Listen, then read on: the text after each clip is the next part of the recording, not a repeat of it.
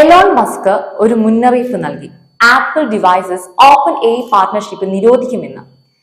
IPhone, iPad, Mac തുടങ്ങിയ Apple ഡിവൈസസുകളിൽ ഓപ്പൺ എയുടെ ChatGPT കുറിച്ചുള്ള എലോണിന്റെ ആഴത്തിലുള്ള ആശങ്കയാണ് നിരോധിക്കാനുള്ള ഒരു പ്രധാന കാരണം എന്ന് പറയുന്നത്. ഇപ്പൊ സുരക്ഷാ പ്രശ്നങ്ങൾ ഉള്ളതിനാൽ തന്നെയാണ് ഈ ഡിവൈസുകളൊക്കെ എലോൺ മസ്കിന്റെ കമ്പനികൾ നിരോധിക്കുമെന്ന് മുന്നറിയിപ്പ് നൽകിയത്.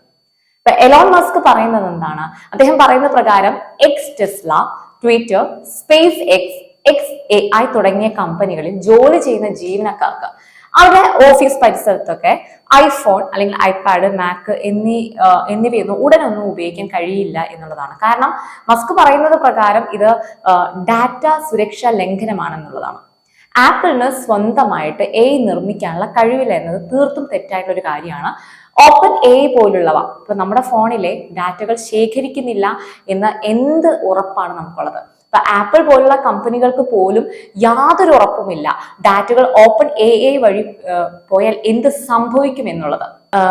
ഐഫോണിൽ നിന്നും ഓപ്പൺ ഡാറ്റകൾ ചോർത്തുന്നതിന്റെ ഒരു തമാശ രൂപേണയുള്ള ഒരു പിക്ചർ എലോൺ മസ്ക് ട്വിറ്ററിൽ പങ്കുവച്ചിരുന്നു.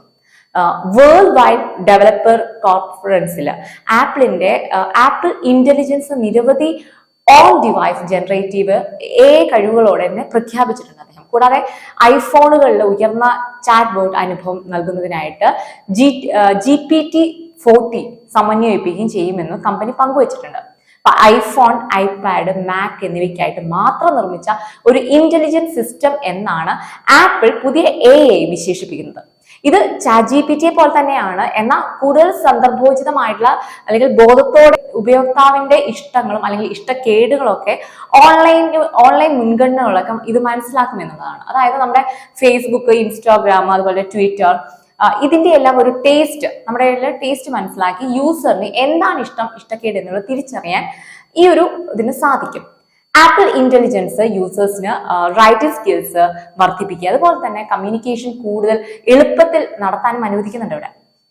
iOS 18, iPadOS 18, macOS എന്നിവയിൽ എല്ലാം ഈ ഒരു സംവിധാനം കൊണ്ടുവരുന്നുണ്ട്. എന്തായാലും നമ്മുടെ എല്ലാം മൊബൈൽ ഫോണുകൾ നമ്മുടെ ശരീരത്തിന്റെ ഒരു ഭാഗം പോലെ നമ്മൾ കൊണ്ടു നടക്കുന്ന ഒന്നാണല്ലേ. നമ്മുടെ എല്ലാം ഇഷ്ടങ്ങളും ടേസ്റ്റുകളുമാണ് ഓരോരുത്തരുടെയും ഫോണുകളിൽ പ്രതിഫലിപ്പിക്കുന്നത്.